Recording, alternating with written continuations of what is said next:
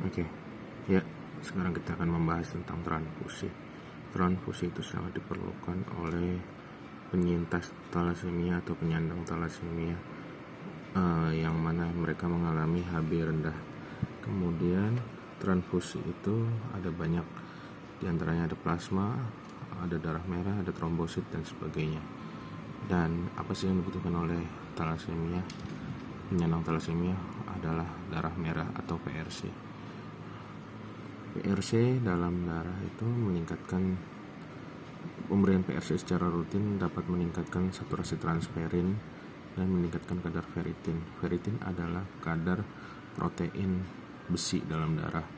Kadar protein besi dalam darah ini ada dalam jantung, di hati atau liver, kemudian ada di lien, spleen atau di kelenjar getah bening di belakang lambung.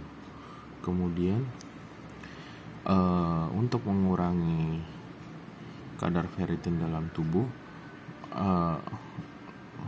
karena kalau berlebihan pasti bermasalah ya, maka harus dikurangi kadar ferritin dalam tubuh.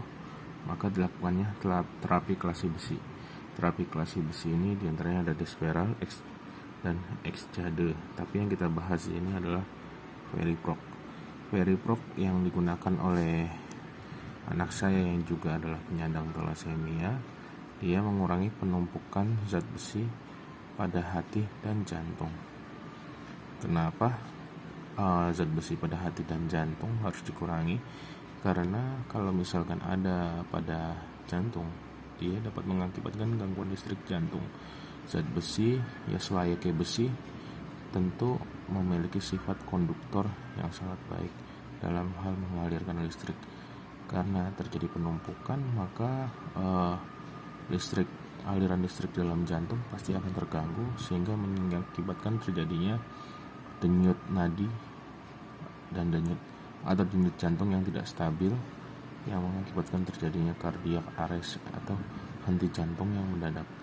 Kemudian terjadinya hepatomegali atau pembesaran pada hati karena adanya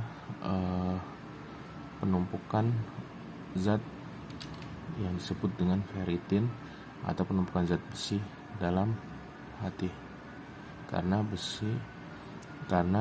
darah yang sudah rusak dimetabolisme ulang di dalam hati untuk menjadi salah satunya produk sampingannya ada bilirubin dan empedu. Sekian penjelasan dari saya. Assalamualaikum warahmatullahi wabarakatuh.